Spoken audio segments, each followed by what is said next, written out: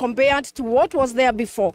It has been a long journey, a whole 15 weeks of marathon preparing for the day with the technical committee, the military supervising the works, and the contractor. But the good thing is we all spoke in one voice, the county government, the national committee, the contractor, and the military, and they were able to deliver everything on course and everything to precision. And we really also want to thank the military because they really did a great job. And moving forward, the CEC, Gender, Youth and Sports, we will be sitting down with Sports Kenya, who are the funders of this facility, and be able to chart a way forward on the proper utilization and management of the facility, because we wouldn't want anything to go lower than it is. If anything, we would want to take it further. We would also wish to welcome other sportsmen and women from all over the country, that we have a facility that can accommodate up to 9,000, and there is also room for expansion from what I heard the CS say in terms of the terraces. So we are very grateful. And we thank God, and I ask the Embu people to come and enjoy Madaraka with us. It is the first Madaraka in the new Kenya Kwanza government. Embu, we are lucky, and we thank God. Happy Madaraka to all. Right. And happy Madaraka Day to you. And I say that you're really happy about all this. And I'd actually, want to know, and even the locals here would like to know, will we be seeing, county games being held here, and even metropolitan and the national games? Definitely, yes. We will open the place after we've sat down with the Sports Kenya and know how to move forward, because there must be a policy, there must be a management committee. Then we will open it to inter games and regional and nationally, because again we want to improve our revenue. We cannot manage this facility and keep it to the expected standards without a good stream of revenue. So we must have very good structures and strategies of how to open the place for other users at the same time benefit the county. Thank you so much. Thank you, Waziri. Allow me to let you go. And Jane Ruga right there, CEC Matters in charge of sports, talking about basically how the whole 15 weeks were done in this particular place. But then now I'm joined by Alexander Mundigi, who is the senator of Embu County. Very good morning to you, sir. Happy Madaraka Day to you. You look sharp, by the way. And how do you feel the fact that for the first time Embu County is hosting a national celebration? Embu County tunafurahia sana watu wa Embu County, sisi wote, kwa sababu leo ni tarehe 1 mwezi wa 6, tunafurahia Madaraka, na mimi kama senator wa Embu County wa 3 nafurahia sana. Nimeona kiwanja ilijaa kutoka saa 12, watu walikuwa wamekuja kusherekea. Hiyo ingine tunasherekea serikali ya Kenya Kwanza kwa yale mambo wametutendea, kwa sababu wametutendea makubwa na mazuri. Pia hapa Embu tunajivunia kwa sababu tunaongea na serikali ya Kenya Kwanza, tuone vile tutaweza kusaidia. Kama mimi senator wa Embu County ni vice chairperson agriculture, tutatengeneza mambo mingi, kwa sababu unajua kutoka wiki jana karibu siku 5 ile mambo ilikuwa hapa Embu ilikuwa makubwa, na pia tunajivunia hiyo mambo yote. Nataka kuambia watu wa Kenya mzima, Embu County ni pahali pazuri. Pia ile kitu tuko na shida naye, tunauliza serikali kwanza watu wajue tunapanda, sisi tunategemea majani, kahawa, makandamia na pia mahembe. Upande hiyo ni upande wa Embu ya juu, upande ya Embu ya mbele huko chini tunategemea miraa na pia ndengu, na pia tutaremisha watu kupanda pia cotton kama wakati wa zamani. Lakini unakuta hizo vitu zote kwa mwananchi anateseka sana, kwa sababu unakuta vitu nyingi siko under cover. Agricultural Food Authority tunauliza serikali waweze kuona kama wataondoa ava, ndio mwananchi aweze kuwa anauza mazao yake kulingana vile inafaa, kwa sababu kwa tajiri na mahali mazao inaenda kuuzwa ni unakuta kuna ngapu kubwa sana. Hapo katikati kuna virus tunataka kusiondoa kama sisi kama vice chairman wa agriculture. Na pia ukiguzia masuala ya agriculture na masuala ya kilimo, wakazi tumezungumza na wakazi jana, na wengi wanazungumzia masuala ya dams, na kuna moja ya Ndere wanasema kwamba hoja imekauka. Ukiwa vice chair masuala ya agriculture, leo katika national celebration kama hii utaeleza nini kuhusiana na dams kama hizi? Kama nitakubaliwa kuongea, mimi nitaongea mambo ya damu 3 ambazo tuliahindiwa. Moja ni Dhambana ambaye itasaidia mtu wa Embu Manyata na Embu ya Mbere South, na pia kuna ile ingine Ikodhosi itakuwa inasaidia mtu wa Embu wa Runyenjes, na kuna ingine Kamomo itasaidia upande wa Mbere North. Kama tukipata hiyo manji, unakuta mambo ya kilimo yetu ya Muguka na miraa itakuwa nzuri. Na pia tutauliza hapo nitauliza serikali kama inawezekana, kwa sababu ya spindi ya mambo ya miraa isiharibike na outculture ndio isiharibike, kama serikali ya Kenya Kwanza itatenga pesa zingine tutengenezwe uwanja wa ndege, ndio investors wanakuja kununua vitu zao kutoka nchi za ng'ambo, na pia miraa hiyo iwe inaweza kwenda haraka. Kama haijaharibika, hiyo ndege itakuwa inatusaidia, na hiyo uwanja haitasaidia watu wa Embu County peke yake. Unajua sisi tukiwa hapa Eastern Province, Embu County iko katikati, kuna Kirinyaga, kuna Meru, kuna Tharaka Nithi, kuna Machakos na Kitui. Kwa hiyo ndege, unataka kuambia wale wanafanya biashara za ndege watapata pesa nyingi sana, kwa sababu hata sisi tunaweza kusikia vizuri tukienda na ndege nchi za ng'ambo na kona zote. Kwa hiyo nitaongea mambo ya ndege pia. Upande nyingine ndio kilimo iwe kilimo bora, mpaka tutauliza serikali kuna parapara zile inaitwa Vinda Road sitengenezwe siweko Maram, na pia parapara zingine iweze kutengenezwa. Pia kutoka Makutano ukifika hapa Embu ni kilomita kidogo, lakini tunauliza serikali itutengenezee kama iwe ni kubwa. Na pia tunataka Embu County, kitu kingine naweza kuuliza serikali, tunataka Embu County iwe ni city kama city Nakuru, kama iwe ni city kama Mombasa na Kisumu. Kama akitukumbalia tutakuwa tunaendelea vizuri sana. Na hiyo nataka kuhakikishia serikali, wakifanya hivyo mambo ya usuru itaenda juu ya county, na pia serikali itaokota pesa nyingi, na pia county.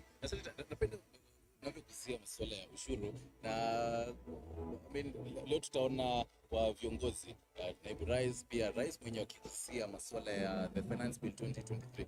Tumeingia katika mwezi ambao tunatarajia bajeti isomwe, bajeti ili kujua jinsi tutapata finance the financial year 2023-2024. Je, wakazi wa Embu wanaelewa hii bill? Wameisoma vizuri? Wanaelewa wakielezewa masuala ya housing levy? Wiki jana tuliona rais hapa akisema kuwa nyumba 5,000 zitajengwa. Je, wanaelewa maswali kama hayo yote? Mambo ya bill hiyo sitaki kukomenti sana, lakini mambo ya hizo manyumba ni mzuri, kwa sababu kujengwa nyumba, mimi sitaki kuongea mambo ya bill, nataka kusema mambo ya nyumba, kwa sababu mambo ya nyumba ikijengwa nyingi, mwananchi yule ana chochote ataweza kumbenefit. Kwa sababu nataka nikwambie wewe mwenye radio, nataka niseme mimi wakati nilichaguliwa nimeenda USA, mahali inaitwa Colorado, nimeenda North Carolina, na huko ni safi kabisa, na huko sasa hakuna watu wa kiwango wa chini. Kwa hiyo manyumba kama inaweza kutafutiwa pesa ya kujenga, ingawa sijui itatoka namna gani, mimi na support watu wajengewe manyumba wale hawana manyumba. Yes. Je, naona pia miaka imeenda kwako, ukiangalia forefathers wetu walikuwa wanataka nchi yetu iende direction fulani. Je, unaona kwamba tunaelekea katika direction hiyo, tunaelekea katika mwelekeo huo kama nchi, au hali tumefika labda tunapiga kona hapa na pale? Na je, ni vizuri pia kupiga kona hapa na pale ili nchi igrow vizuri? Sasa serikali ya Kenya Kwanza pahali ilipo inataka kujaribu, kwa sababu economy recovery iweze kurudisha nchi ya Kenya pahali kama zile nchi zingine pahali siko kama Amerika na kila kona zingine. Kwa hivyo ni rais mwenyewe anajaribu vile ataweza kutafuta mambo ya kukopa pesa nje, serikali yenyewe injisimamishe. Na ndio unaona kama sasa tuko na counties, kama mimi ni senator wa Embu County, tunajua serikali zote za county wanafaa wanjaribu sana kuokota usuru, ndio ndio mtu asimamishe kaunti yake. Kama vile kaunti ya Embu County unakuta gavana ambaye anaitwa Sisiri ambaye ndio mandamu gavana wetu. Kuna kitu tunatafuta Embu County. Naomba kaunti zile zingine itafute vile Embu inafanya, kwa sababu si rahisi sana kuona senator na gavana wakifanya kazi pamoja. Nataka kuambia watu wa Kenya, mimi nikiwa senator na gavana tunafanya pamoja tuweze, kwa sababu mimi na defend devolution, ndio tuone mwananchi atafaidika namna gani. Juu ya hospitali pia ndio waweze kupata pesa ya hospitali na mambo zile zingine. Asante sana. That was the senator of right here in Embu County. Have yourself happy Madaraka Day, sir. Now let me interact with a member of parliament who is in the corridors of the legislative, and basically to paint us a picture. Karibu sana Colonel and Colonel. Happy Madaraka Day to you, first of all. Happy Madaraka to you too. You look sharp, and what are you expecting, today? As a former member of parliament, you do understand, the workings of, the legislative and basically all that. We're in the month of June, and we're basically expecting, to have the budget read, and it is going to be, center stage in the talks that will be right here. What should we be expecting today, according to you? First of all, let me say I'm very, very grateful. And on behalf of people of Embu County, I would like to thank His Excellency the President for choosing Embu to be the first venue of Madaraka Day in this administration. It is a great honor. When Mount Kenya, there are many counties. I think there are 11 counties. Out of those 11 counties, he chose Embu. We are greatly, greatly honored. And I think it's befitting, because of people of Embu also supported this administration in a very big way during the campaigns. I think we were the highest voters and supporters of UDA, and therefore, to be honored this way, we feel now we are at sync with the current administration. As for your question, this is an important time in this administration and also in Kenya, because the administration came with very ambitious targets. And I think they preached, I don't know whether they over-preached or not, but they preached the targets, they preached their manifesto, so that the expectation of the nation is very high. And it should be high. People have to be ambitious. So let the debate continue. And eventually, we'll see a settling point. I don't see anything wrong with the current debate. I think it's befitting, and it is what is expected of the country. Right.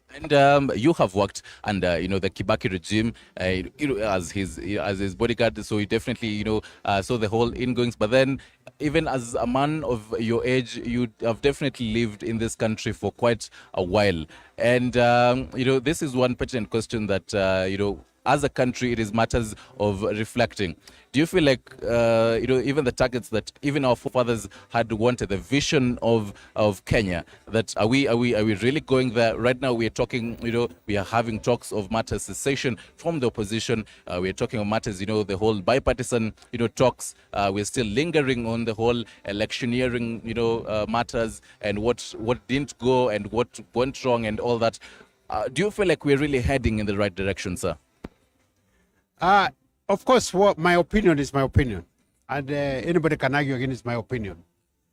But I think we are going in the right direction in terms of our ambitions and finding a path to get to the ambitions. You have rightly said that I was very close to the Kibaki administration. And if you remember, even Kibaki 1, the first 5 years of Kibaki, there was hardly anything. There was talk about Vision 2030, pillars, and economic council, and all that kind of thing. And people didn't see what would come out of it. Even Thika Superhighway was built in the second Kibaki 2. So I'm not surprised that there's debate.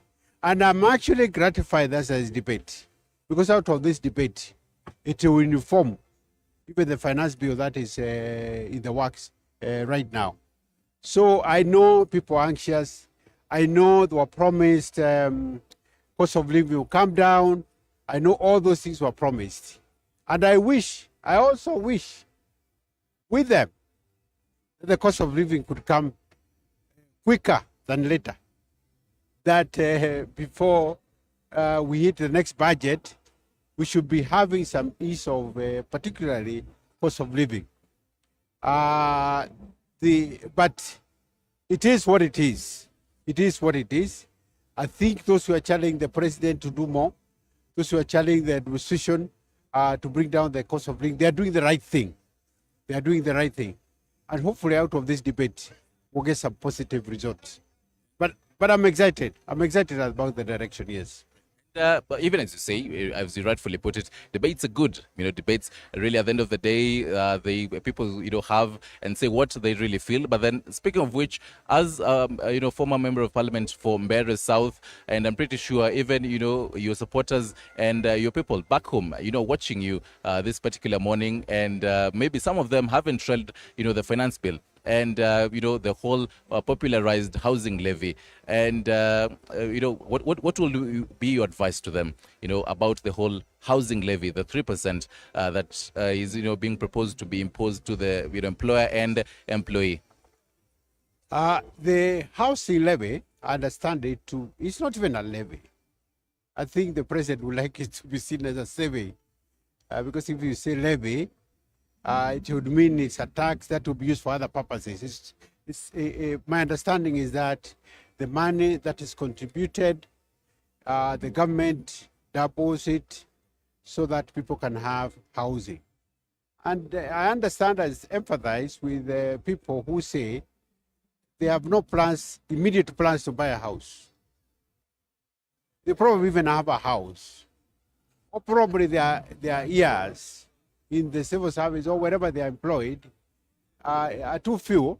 Probably they are remaining with 3 years or something, and their contribution may not result in a house. I understand. But I also understand that unless the whole nation is mobilized, the affordable housing may not have the impact that is intended. And the impact intended is that the whole of this exercise should employ a lot of people, should rejuvenate the TVET, people to go for courses, should engage the population as a whole. So I am not the president, and I don't even know how he's going to solve it. But I want to say that the idea is noble. I've listened to the articulation. The articulation of that idea is noble. I think what is required is some kind of balance. I think people should be listened to. Those who are saying this or the other, they should be listened to. They should be responded to. They should know that their grievances have been heard. And if some of the areas of this program are not working well, the administration should be able to be flexible to adjust. Because there's no perfect plan. All plans, even military plans, the best plan will collapse with the first bullet. The rest of it is adjustment as you go along. I would urge for flexibility on both sides. Listen to government. What is it all about? Listen to the people. What are they saying? And with adjustment, I believe this will go well. And I think it will be an opportunity for this country to move forward. I think the leaping forward of China, Singapore, and Korea was actually done by a construction boom, because it employs so many people and there's money circulating in the economy. It also stimulates industries like cement industry, like steel industry, those kind of industries, paint industry. So I understand it from a big view, but I also understand the concerns. And I think they should be looked at. The concerns should be looked at.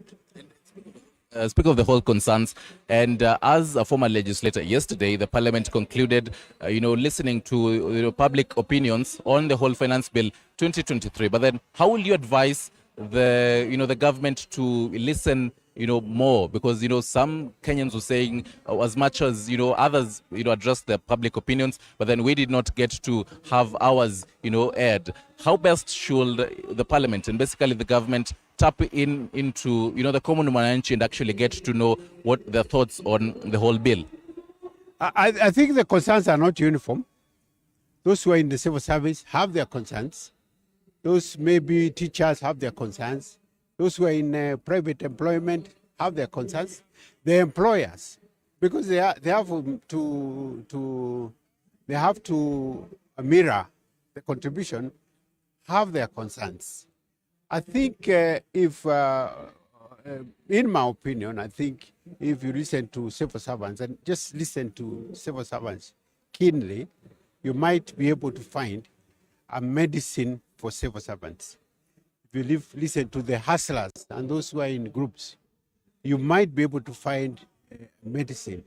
So my cure to that really is listen, because even the war, which is fought with bombs and bullets, eventually it ends when people talk.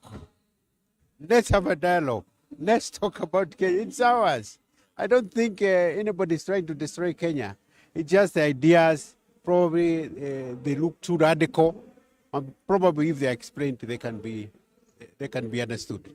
Thank you, sir, and thank you for your words of wisdom, and happy Madaraka Day to you. Thank you very much. Right.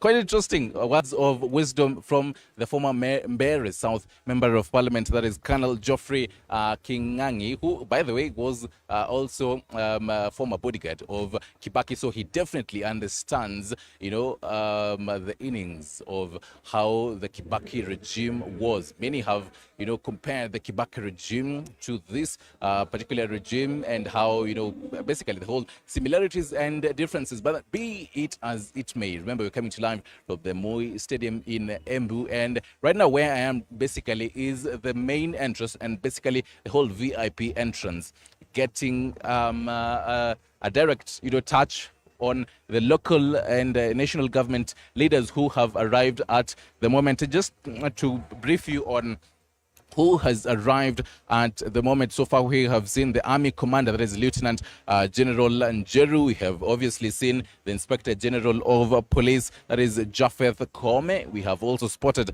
the Senator for Tharaka Nithi, who is Julius Mwenda. We were also interviewing the Sports EC of Embu, Jen Waroga, and also we did see the Permanent Secretary of Matters Interior, that is Raymond Omolo, and other top brass security officials, and basically just to give you the whole light and image of how security has been beefed up.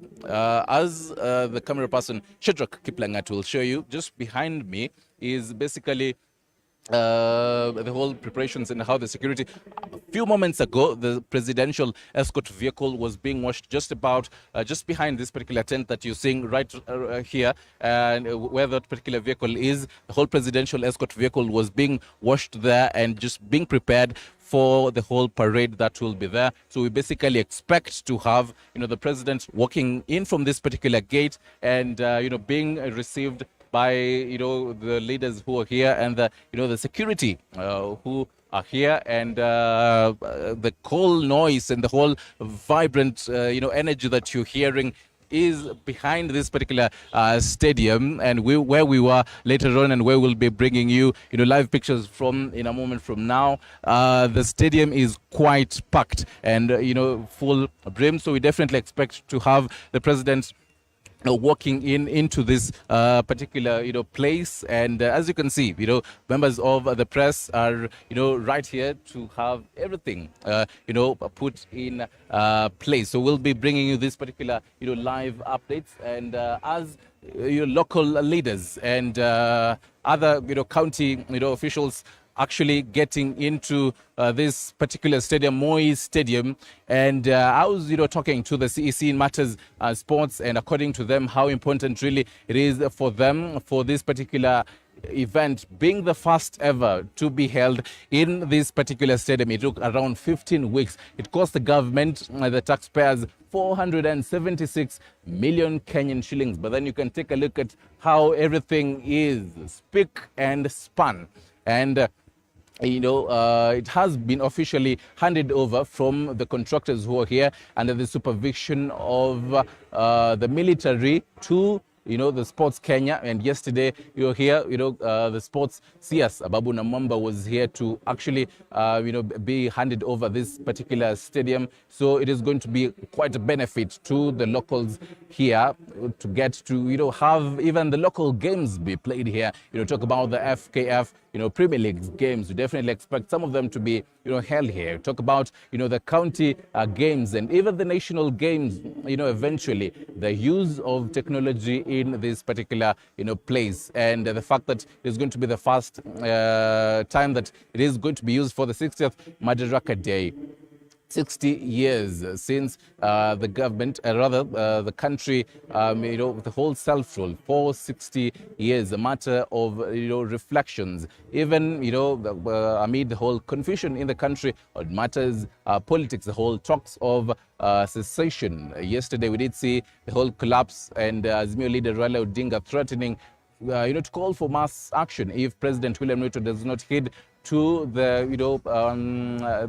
the whole plans, rather the calls for the Azimio La Umoja team in relation to the bipartisan team. So definitely these are just integrators that might be touched on in this particular stadium a few hours from now, when the leaders presided over by the commander-in-chief of Kenya, that is President William Ruto, and his deputy, Rigathi Gachagua. This might be, talks that we definitely expect. Again, the Finance Bill 2023, to just know how we are going to, finance the financial year 2023-2024. Remember, we will be getting all these live updates right here on TV 47 and Radio 47, blow by blow updates just for you. But then at the moment, let me take you into the stadium and get to actually feel the sights and sounds of what is happening in the stadium.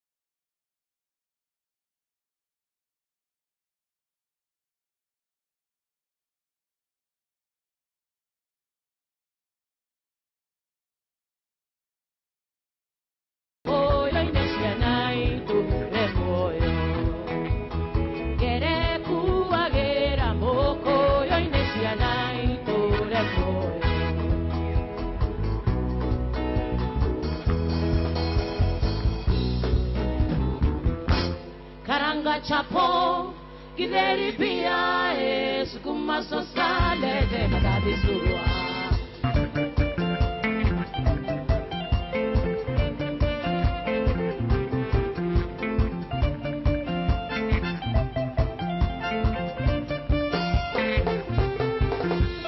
Lugane nyige Shiragya tena no hado ohado hallelujah yao Nani wake oi ere maketie ne lugere ayara gyonya de bikawainde Nani wake oi ere maketie ne lugere ayara gyonya de bikawainde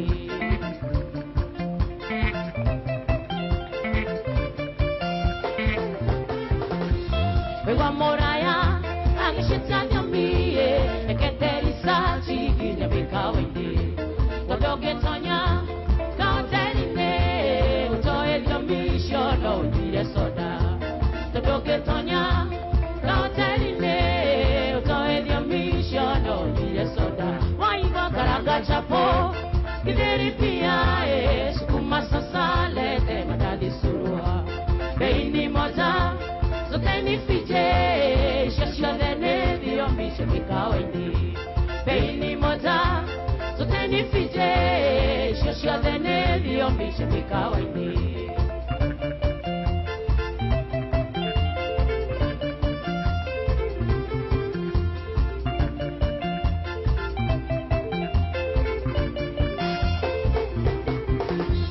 Okay, wakwero Matubo sebe Oremo kamenya Deki mayamau Nani gyogegwa Karara bilae Oremo menyene Kene vya shafasi Nani gyogegwa Karara bilae Oremo menyene Kene vya shafasi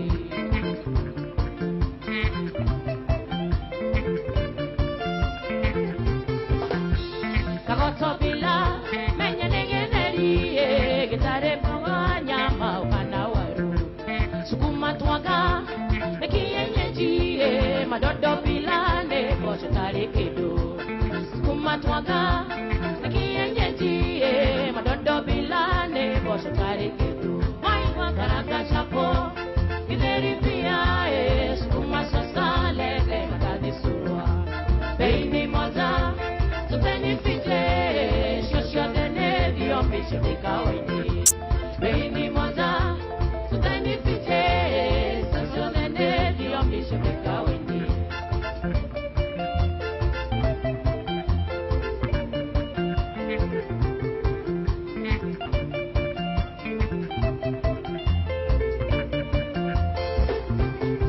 Waiwa karaga chapo Gideri pia Sukuma sasale De madadi surua Beini moja Suteni fite Shosho dene Dio mishe bikawaini Beini moja Suteni fite Shosho dene Dio mishe bikawaini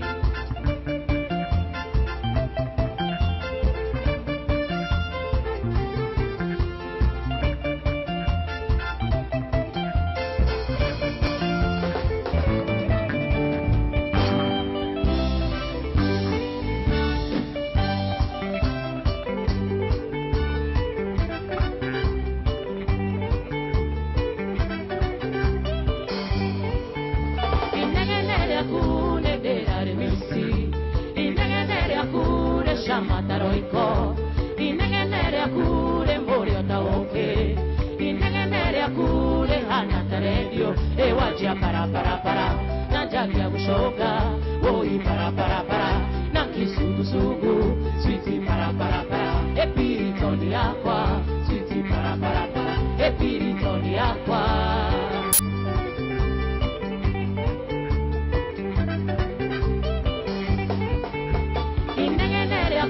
Titari ya kawaida Inengenere ya kugekeni kibawa Inengenere ya kuendoni tarada Eyo konegena Gotiru kugeria Ewajia para para para Kekira gerauki Sweetie para para para Otameli witi Sweetie para para para Otameli tanya Sweetie para para para Epiritoni aqua Sweetie para para para Epiritoni aqua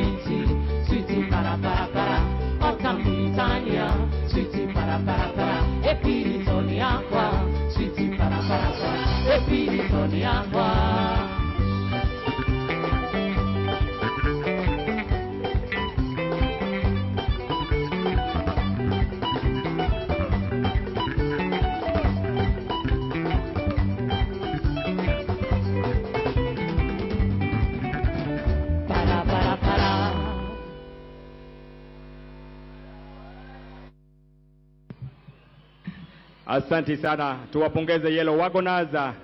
Asante sana wanapoondoka uwanjani, tukipisha wasanii wetu sasa.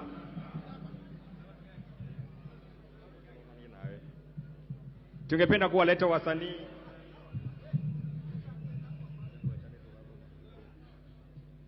na tutawaleta wasanii wafuatao sako kwa bako wakituletea miziki yao.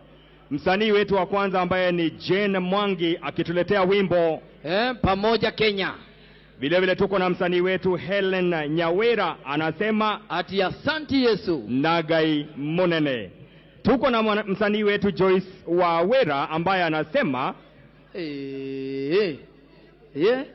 usikose. Wimbo wake wa pili ukiwa ni Amepewa Sifa.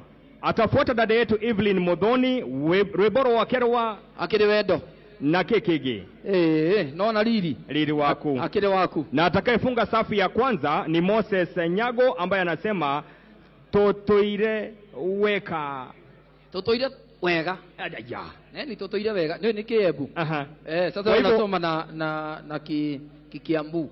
Kwa hivyo wasanii wetu Jane Mwangi, Helen Nyawera, Joyce Wawera, Evelyn Modhoni, Moses Nyaga, kama mko tayari, twende kazi sako kwa bako. Back to back. Na nikwambia Mike Getone, hao waimbaji ni wa hapa kwetu. Ni wazaliwa wa Embu. Ni wa Embu. Karibuni sana. Wametoka Embu. Karibuni sana wasanii wetu. Twende kazi.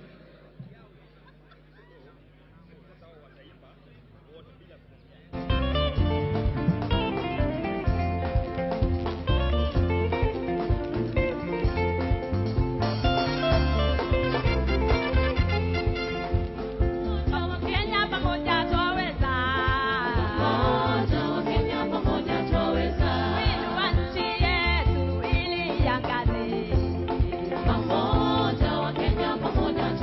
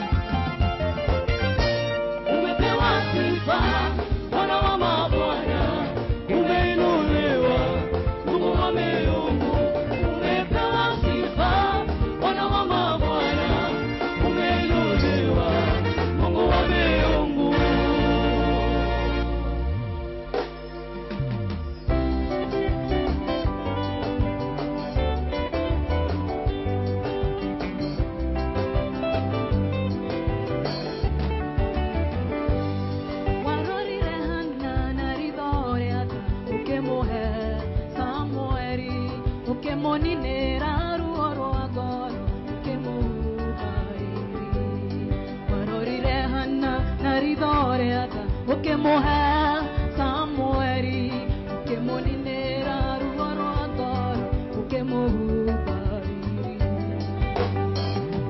wewe Ngai na ndũrĩhĩtũkana mũndũ wewe Ngai riri waku ndũhayanaga na waiga nĩũkũrathima ũguo nĩguo we wĩkaga na ũndũ wothe ũngĩka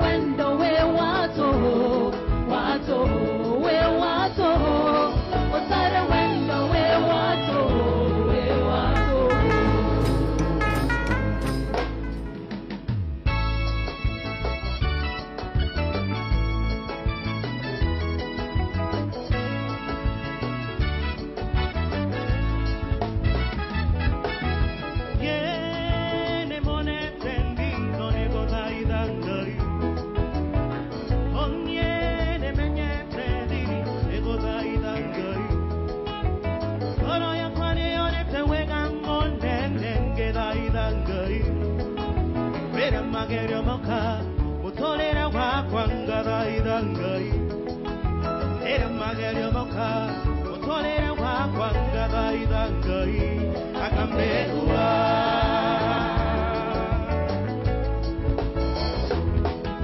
Chokavinga gotogwa ku era niego godaida era niera gokaera okambegwa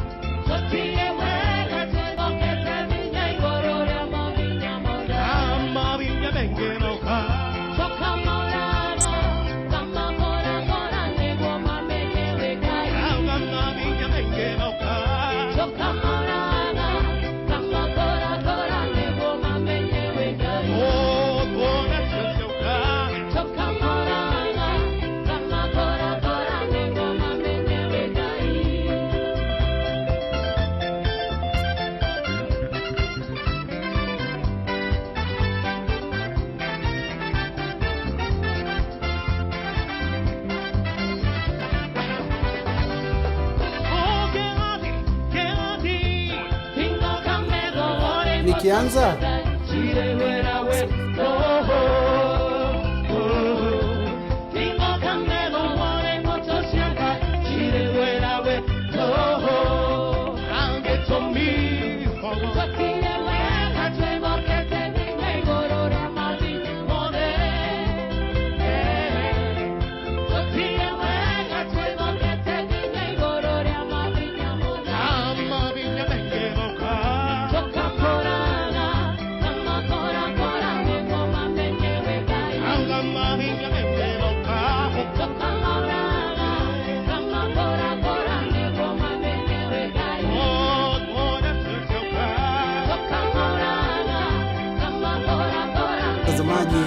mbwembwe ambazo unazipata moja kwa moja kutoka uga wa Moi, kaunti ya Embu, siku ya leo ikiwa ni siku kuu ya Madaraka, ambapo Wakenya wanajumuika kwa pamoja kusherekea siku hii ama maadhimisho ya 60 tangu Kenya kuanza kujitawala. Na mtazamaji, ni sherehe ambazo zimeshika kasi sana kule kaunti ya Embu, ikizingatiwa kwamba sherehe hizi zinafanyika wakati ambapo Rais William Ruto anahudumu, ikiwa ni takriban miezi 9 tangu kuapishwa kwa rais wa 5 wa Jamhuri ya Kenya. Mtazamaji, wanakwetu wananiita Joash Onsare, na kuanzia hivi sasa tutakuwa nawe ili kuweza kukujuza ni yepi ambayo yanaendelea katika kaunti ya Embu, katika uga wa Moi, na vile vile usisahau kwamba kikosi chetu kiko tayari kabisa kuweza kukupeperushia matangazo hayo kutoka kaunti ya Embu ili uweze kujua ni kipi kinajiri. Na maadhimisho haya yanajiri wakati ambapo Wakenya wanazungumzia masuala mengi. Hivi sasa gharama ya juu ya maisha inatatiza kwa sana, na vile vile kuna swala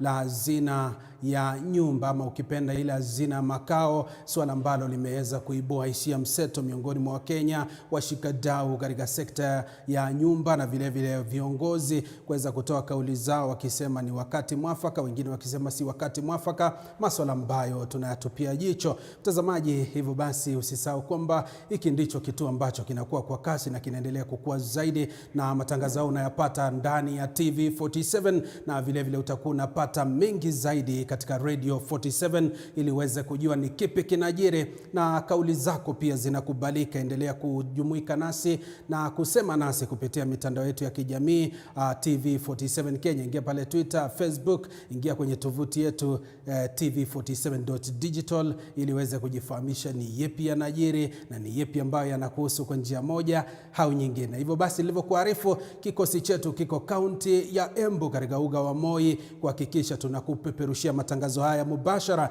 ili uweze kumakinika na kujua ni kipi kinajiri humu nchini, tukisubiri kuweza kuona viongozi ambao watafika pale, na tunatarajia magavana, maseneta, wabunge, wawakilishi wadi na viongozi mbalimbali wenye kutoka wizara mbalimbali kufika pale ili kuweza kuhudhuria sherehe hizo na kuweza kusikia kauli zao. Na mtazamaji, vile vile katika kaunti mbalimbali shughuli hii itakuwa inapokelewa kwa njia tofauti, na ili tukufahamishe kutoka kaunti zote, hivi sasa nataka nikurushe katika kaunti ya Nakuru mjini Naivasha. Mwanahabari wetu Willy Dennis Njiru ameweza kutangamana na wakazi kuweza kujua sherehe hizi za Madaraka ziko vipi na zinapokelewa vipi. Willy Dennis Njiru, wapo unanipata, hali ikoje na kupokeza usukani? Hebu tutaarifu.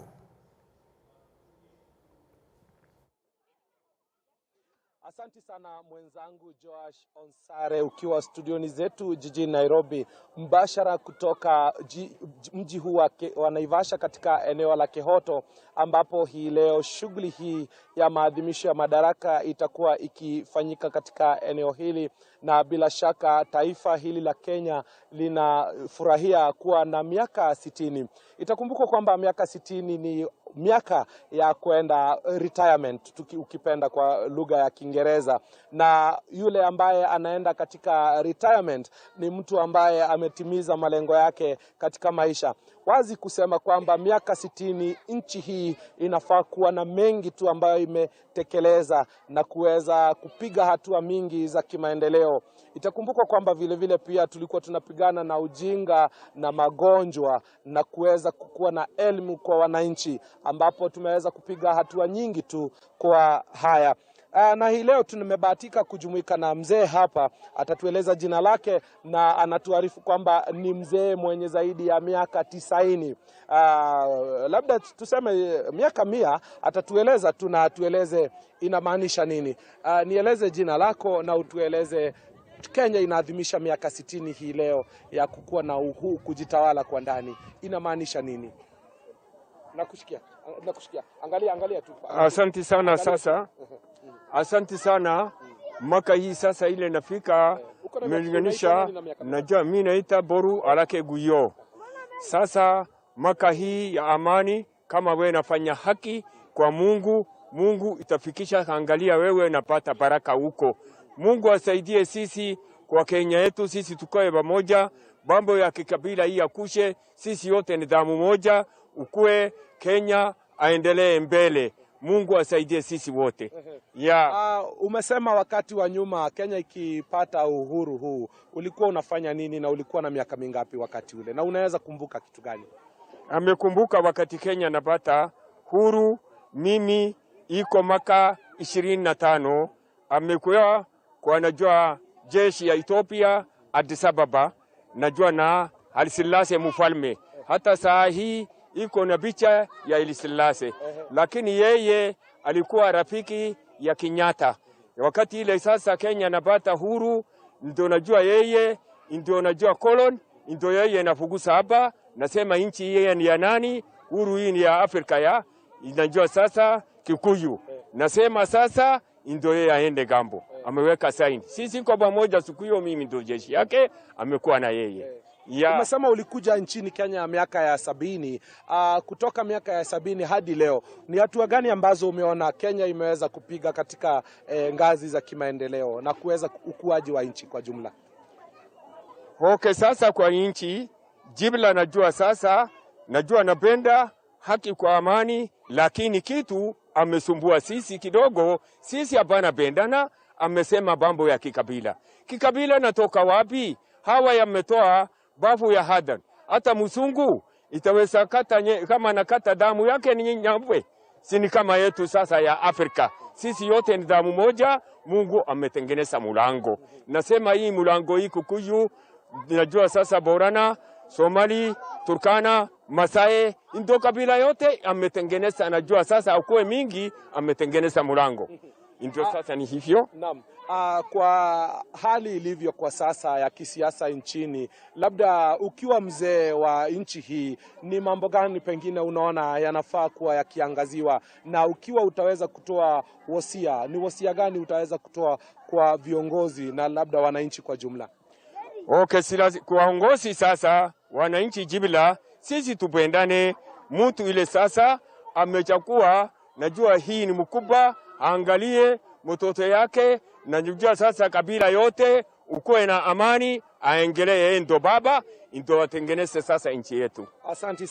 Asante sana kwa wakati wako. Naam, Joash Onsare, mambo ni kama hayo. Kutoka hapa mjini Naivasha umeweza kumsikia mzee huyo akisisitiza wito wa amani na umoja wa taifa ambao utaweza kuwa ukipiga hatua kubwa katika mshikamano wa kitaifa na kuweza kuboresha utendakazi wetu na kuendeleza taifa hili mbele. Kutoka hapa mjini Naivasha na kuaga kwa sasa na kurejeshea kwako studioni, najua una mengi ya kuvuka hapa kule ili tukaweza kusikia wananchi kwingineko wanasema nini. Kutoka hapa mjini Naivasha, majembe kwako mwenzangu Joash Onsare. Sana Willy Dennis Njiru kitujia mubashara kutoka mjini Naivasha kutujuza tu wakazi wanasemaji, ukizungumza na mzee huyu ambaye anafahamika kama Halake kutupatia kumbukumbu namna Kenya iliweza kujitawala. Na mtazamaji, kwa faida yako, mwaka 1963 Kenya iliweza kupata ile nafasi ya kujitawala na kuweza kujikuza na kufanya mambo yake kutoka kwa mkoloni. Na mtazamaji, ndo hali halisi hivi sasa. Miaka hiyo 60 tunasherehekea kama taifa, na kuna hisia tofauti ambazo unazo. Muhimu zaidi, endelea kuzituma katika nambari yetu ambayo iko kwenye kiwambo chako, nambari ambayo ni 22047, na vile vile ingia kwenye mitandao yetu ya kijamii Facebook, ukiingia pale Twitter @TV47 Kenya, na vile vile weza kuingia kwenye YouTube yetu. Tuko live tukisubiri wageni wa heshima kufika katika uga wa Moi, kaunti ya Embu, kutujuza na kuweza kuhudhuria sherehe hiyo, Rais William Ruto akiwa mgeni wa heshima. Na mtazamaji, hivi sasa naarifiwa na mwelekezi wangu, hivi sasa tunaelekea katika eneo la shughuli. Eneo la shughuli ni kaunti ya Embu, uga wa Moi. Mwanahabari wetu Andrin Kilemi naarifiwa anajiandaa kusema nasi. Andrin Kilemi, hali ikoje katika kaunti ya Embu? Hebu tutaarifu, wakazi wanakuja kwa wingi au kunaendaje? Hali ya anga iko vipi na tutarajie kipi katika uga huo wa Moi, kaunti ya Embu? Andrin Kilemi. Joash Onsare, bila shaka ulivyosema ni kwamba hafla hii ya sherehe za 60 za Madaraka tayari zimeng'oa nanga Na kufikia saa 12 asubuhi uwanja huu wa Moi tayari ulikuwa umefurika watu ambao wamekuja kusherehekea miaka 60 ya uhuru, na hivyo basi nimeweza kutangamana na baadhi yao. Kuna baadhi ambao hawajatoka kaunti hii ya Embu bali wametoka katika kaunti jirani za Kirinyaga, Murang'a, kuja tu kushuhudia hafla hii ya kitaifa ambayo itakuwa ikiongozwa naye Rais William Ruto na ambaye anatarajiwa kuwasili wakati wowote kutoka sasa. Kumbuka hii ni mara ya kwanza kabisa chini ya uongozi wa serikali ya Kenya Kwanza ambapo kaunti ya Embu ni mwenyeji wa sherehe ya kitaifa. Uwanja huu au ukipenda uga huu wa Moi unavyouona ni kwamba umechukua takriban wiki 13 ambazo ni kama miezi mitatu hivi kufanyiwa ukarabati.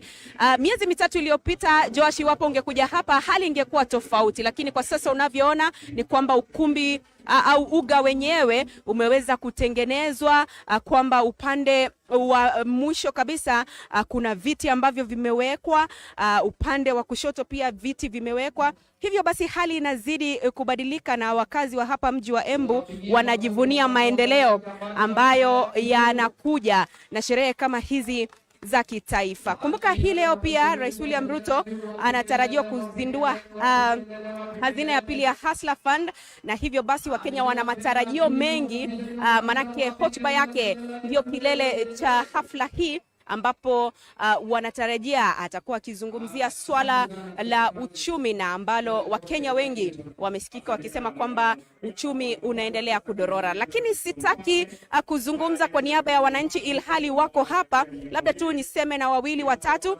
waweze kutuelezea hisia zao. Asante sana kwa muda wako. Anza kwa jina lako, nieleze iwapo wewe ni mwenyeji wa kaunti ya Embu, umefika hii leo katika uga huu wa Moi kusherehekea siku ya Madaraka, na labda matarajio yako ni gani? Asante sana. Kwa jina naitwa Masimuri na mimi ni mkaaji wa Embu County. Nimefurahia sana kwa kupata madaraka siku ya leo. Nimeletwa hapa Embu County, tuna matarajio mengi sana ambapo tunangoja rais wetu Ruto azungumze nasi tusikie atatupa yapi. Haya, shukran. Asante sana. Nieleze jina lako nani, iwapo wewe ni mkazi wa Embu, na ni kipi ambacho haswa kimekuleta katika uga huu wa Moi kaunti ya Embu? Asante sana. Kwa majina naitwa Joseph Joe ama Gatune. Mimi ni mkaanzi wa kaunti ya Embu. Mimi ni mfanyi biashara katika mji wa Embu Town. Kwa kusema ukweli, leo ni siku yetu kama wakaanzi wa Embu ya furaha, kwa sababu haya mambo ambayo yamekuja mahali hapa hatujawahi yaona tena. Tunaonea kwa televisheni, sasa tunaiona ana kohana. Kweli huu uwanja kweli watu walikuwa wamengojea hii sherehe kwa hamu, juu wamefurika huu uwanja kwa shangwe. Unatarajia nini kutoka kwake Rais William Ruto, na hususan masuala ya uchumi? Manake kumekuwepo na mswada tata wa fedha wa mwaka wa 2023 ambao unazungumzia 3% ya ushuru ya ujenzi wa nyumba za bei nafuu. Kusema ukweli, sisi tunatarajia makubwa kutoka kwa rais wetu wa 5 wa Jamhuri ya Kenya, William Samoei Ruto, ya kwamba ule ushuru ambao wa fedha unaoendelea katika mbunge sahihi, kwa kusema ukweli mwananchi amefinyika sana. Kwa hivyo tungemuomba kama rais angalie mwananchi zaidi, juu mambo iko juu sana. Hii mambo ya 3% ya ujenzi wa nyumba, sisi tunaunga mkono kama watu wa biashara, na tungeulizwa bandara ya kuulizwa mpaka watu wa serikali ambao wamejiriwa, watu wa biashara ambao wanaoweza kutoa hiyo kiwango. Kila mtu ambaye ako na uwezo tunaweza kujumuishwa mahali pale, ili na sisi tukaweze kujumuisha kwa ujenzi wa nyumba. Asante sana Joash, hali ni kama hiyo. Labda tu iwapo nitakuwa nasema na wengine wawili watatu pia tupate kusikia maoni yao ni gani. Habari ya leo, hauna maoni? Haya, asante sana. Wacha nizungumze na mama hapa. Asante sana mami, jina lako nani, matarajio yako ni gani? Kwa majina naitwa Ruse Murevi, mimi ni mkaanzi wa Embu. Na vile naona hii siku ya leo ni mzuri sana, sababu sijawahi iona tena kwa hii kaunti yetu. Tunasiona zikiwa huko kwa kaunti zingine. Ile maoni yangu nilikuwa nataka kuuliza, mimi nilikuwa nataka tupunguziwe vitu za kukura, na mambo hiyo ingine tutafurahi kwa rais wetu. Asante. Asante sana. Haya, basi ndivyo hali ilivyo Joash hapa katika uga wa Moi katika kaunti ya Embu, ambao ndio uga mwenyeji wa sherehe za 60 za Madaraka, na ni sherehe ambazo zimesubiriwa sio tu na wenyeji wa hapa mji wa Embu bali pia na wananchi kwa jumla, ikizingatiwa kwamba hotuba ya rais na ambayo inatarajiwa kugusia baadhi tu ya masuala ambayo yanawaathiri wananchi kwa njia moja au nyingine, ndio inayosubiriwa na wengi. Nilitaja awali kwamba hazina ya pili ya Hustler itakuwa ikizinduliwa leo. Kwa hivyo hilo ni swala ambalo linamgusia mwananchi wa kawaida, vile vile swala la uwiano wa kitaifa, manake tunavyoangalia ni kwamba mazungumzo yale ya pamoja ya upinzani Azimio One Kenya na Kenya Kwanza yanagonga mwamba, na hivyo basi tunatarajia kusikia mwelekeo ni upi wa taifa, tukiangazia swala la uchumi, swala la uwiano wa kitaifa na swala la mswada wa fedha wa mwaka 2023 na ambao bila shaka umezua utata na kupingwa na baadhi ya wananchi na hata mashirika ya kijamii. Sina la ziada, ninarejesha usukani kwako Joash Onsare. Tutakuwa tunaelekea upande wa pili wa uga huu wa Moi, ambapo mwenzangu Stanley Nyaringita yupo na ambapo viongozi wa kitaifa ambao watakuwa wakihudhuria hafla hii wanatarajiwa kuingia, na hivyo basi mtazamaji, bila shaka utakuwa unapokea taarifa hizi, matukio haya na matokeo kadri yanavyozidi kutokea na kutukia. Kwako Joash.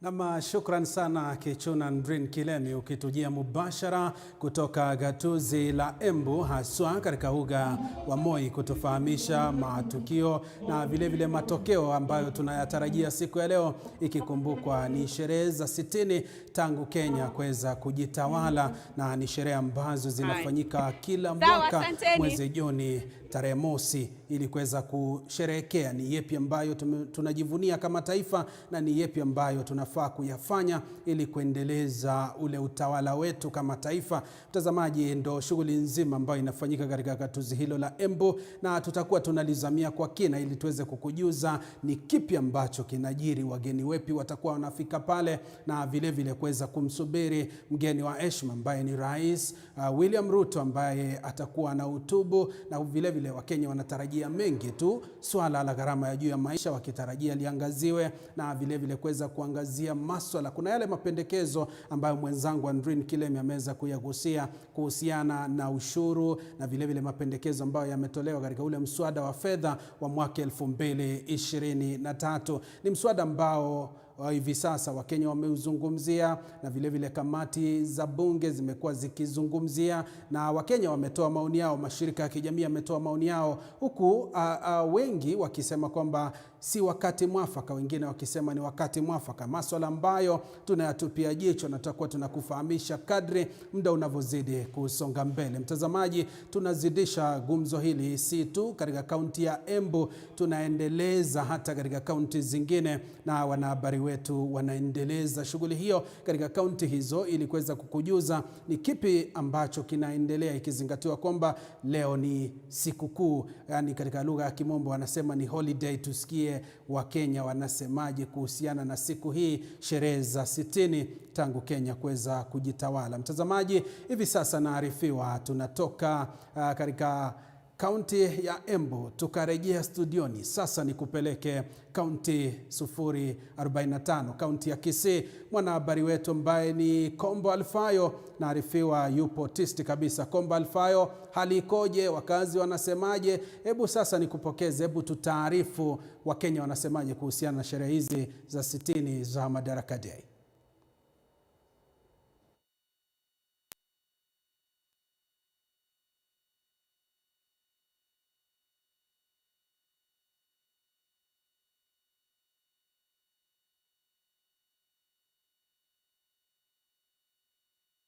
Maji naarifiwa kuna mushkili wa sauti, swala ambalo linatatuliwa kwa haraka ili tuweze kupata hisia za wakazi kutoka kaunti ya Kisii, na vile vile kuweza kujua siku hii wanaipokea vipi, matarajio yao ni yepi, ikizingatiwa kwamba hivi sasa mengi yanaendelea humu nchini. Kila mtu anaguna kuhusiana na hali ngumu ya maisha, kila sekta kila mtu analia, lakini ni swala ambalo tunalisubiria, ambapo Rais William Ruto anatarajiwa kulizungumza wakati ambapo atakuwa anahudhuria ama anahutubu katika sherehe hizi za 60 za Madaraka Dei ambazo zinafanyika katika uga wa Moi, kaunti ya Embu. Ni sherehe ambazo zinafanyika katika kaunti mbalimbali kila mwaka, na ni sherehe ambazo zinaangaziwa pakubwa na Wakenya wanatarajia mengi. Na mtazamaji, kikubwa zaidi tutakuwa tunakuletea matangazo haya. Nilivyokuarifu, kikosi chetu kimepiga kambi kaunti ya Embu na sehemu zingine ili kuweza kupata hisia na vile vile kuweza kujua ni kipi kinajiri, tunajivunia nini. Nawe ukiwa pale nyumbani, hii fursa ni yako. Endelea kutuma jumbe zako, maoni yako ni yepi, kwa nambari ambayo iko kwenye kiwambo chako 22047, na vile vile ingia kwenye mitandao yetu ya kijamii Facebook, Twitter @TV47 Kenya, na vile vile tunapeperusha matangazo haya mubashara kupitia ukurasa wetu wa YouTube ambao inafahamika kwamba ni TV47, ambapo utakuwa unapata haya yote ili tuweze kujua hali ilivyo. Naarifiwa hivi sasa tunavuka hadi kaunti ya Embu. Mbwembwe, shughuli zinaendelea, Wakenya wanazidi kufurika katika uga huo wa Moi. Hebu tuvuke kwa kiduchu tusikilize ni kipi ambacho kinaendelea katika uga huo wa Moi, kaunti ya Embu. Ya kibiashara na ya uwekezaji, ndiposa tuboreshe maisha yetu na tuendeleze uchumi wa taifa. Sekta ya biashara na ya uwekezaji yachangia maendeleo ya taifa, yaimarisha ujuzi wetu, yaimarisha uwiano, yaendeleza uchumi wetu, yaendeleza ufanisi wetu. Kenya tujiunge na mashirika ya kibiashara na ya uwekezaji, ndiposa tuboreshe maisha yetu na tuendeleze uchumi wa taifa. Wakenya tujiunge na mashirika ya kibiashara na ya uwekezaji, ndiposa tuboreshe maisha yetu na tuendeleze uchumi wa taifa. Twajivunia biashara ndogo ndogo Kenya, twajivunia biashara ndogo kati Kenya, twajivunia mashirika ya uwekezaji Kenya, twajivunia wananchi wazalendo Kenya. Eko wazalendo wote, eko tunajenga Kenya. Twajivunia biashara ndogo ndogo Kenya, twajivunia biashara ndogo kati Kenya, twajivunia mashirika ya uwekezaji Kenya, twajivunia wananchi wazalendo Kenya. Eko wazalendo wote, eko tunajenga Kenya. Wanabiashara wote tunajenga Kenya. Tunajenga Kenya. Wawekezaji wote tunajenga Kenya. Tunajenga Kenya. Na wananchi wote tunajenga Kenya. Tunajenga Kenya. Yelele, yelele, yelele. Tunajenga Kenya. Tunajenga Kenya. Yelele, yelele, yelele. Tunajenga Kenya. Tunajenga Kenya. Tuwapongeze kwa makofi tafadhali wananchi. Wimbo wao ujenzi wa taifa. Mike Getone. Asante sana mwenzangu Ngaruya. Wanaingia sasa kufunga safu ya matumbuizo kipindi hicho ni wanakogan Kochia. Hawa wanajulikana kama Ramogi Cultural Dances. Hapo ndani kuna mzee ambaye mdadisi wangu ananiambia kwamba ana miaka 90. Na ni yeye team leader. Huyo mzee? Yes. Mjumbe wa hapa ana miaka ngapi? Mbunge hapa ni kama 40 hivi ama 50. Pale ndani, yes. Huyo team leader, yes, wa Kogan Kochia, yes, ana miaka 90. Mjumbe hapa anaitwa Mukonji. Mukonji. Yes. Mukonji, nataka uangalie mzee yako hapo mbele. Huyo mzee ana miaka zaidi ya 90. kutoka Kogan Kochia. Weka macho uwanjani Ngaruya sasa.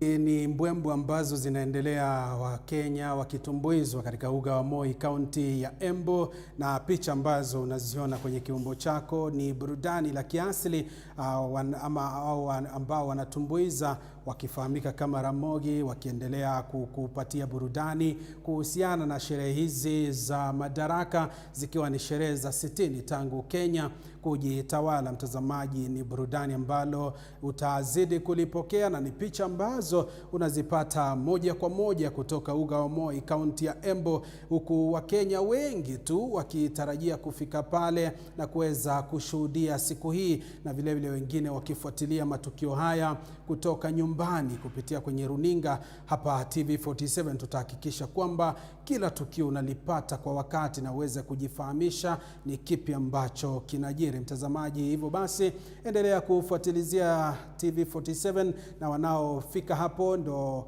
wale viongozi ama walinda usalama wakiwa wanajiandaa tu kuweza kushiriki katika ile gwaride, na tukiarifiwa kwamba wakati wote kuanzia sasa wageni wa heshima watakuwa wanafika ili kuweza kujua ni kipi ambacho kinaendelea. Na hao ni watumbuizaji ambao wanafahamika kama Ramogi, wakiwa wanatumbuiza katika kaunti hiyo ya Embu, uga wa Moi. Na mtazamaji, tutakuwa tunaendeleza shughuli hiyo ili tukufahamishe ni kipi ambacho kitakuwa kinajiri, na vile vile viongozi wepi watakuwa wanahudhuria sherehe hizo. Gavana wa kaunti ya Embu Cecily Mbarire ndiye ambaye atakuwa anawakaribisha wageni kutoka kaunti mbalimbali, akiwemo Rais William Ruto na vile vile naibu wake, na viongozi wakuu serikalini kutoka wizara mbalimbali, magavana, maseneta, wabunge, wawakilishi wadi na vile vile wale wawakilishi wa kike watakuwa wamefika pale ili kuweza kuhudhuria sherehe hizi. Mtazamaji, hivi sasa naarifiwa tutoke Embu tuelekee kaunti ya Kisii. Mwanahabari wetu Komba Alfayo yuko tayari. Komba Alfayo, iwapo unanipata na kupokeza usukani, hebu tupe hisia za wakaazi wa kaunti ya Kisii. Matarajio yao ni yepi siku ya leo katika sherehe hizi za Madaraka Dei? Kwako Alfayo. Asante sana Joash Onsare, na kupata vyema kabisa kutoka gatuzi hili la 045 ambalo ni la Kisii, hasa katika uwanja huu uga wa Kisii, ambapo hii leo kama tunavyozidi kuona ni siku ya Madaraka ambayo kitaifa inatarajiwa kuwa pale katika kaunti ya Embu. Lakini katika kaunti hii ya Kisii vile vile, ukiangalia upande wangu wa nyuma, ni kwamba wanafunzi wameweza kufika katika eneo hili, wamejaa kweli kweli, tayari kuwatumbuiza watu ambao wanaweza kuwa wanatarajiwa kufika katika eneo hili, wanafunzi kutoka shule mbalimbali, shule ya upili ya Kisii, shule ya Kari, shule mbalimbali za kimsingi, na vile mpiga picha wangu akiweza kuelekea upande mwingine akituonesha kwamba hawa ni wanafunzi ambao wapo tayari kabisa, na hali ya usalama katika uwanja huu umeweza kuimarishwa. Mpiga picha wangu tu akiweza kutuonesha kwa upole kidogo, kama tunavyoona hivi sasa hivi wananchi katika uwanja huu wanazidi kuingia polepole tu, na usalama unazidi kudumishwa katika eneo hili.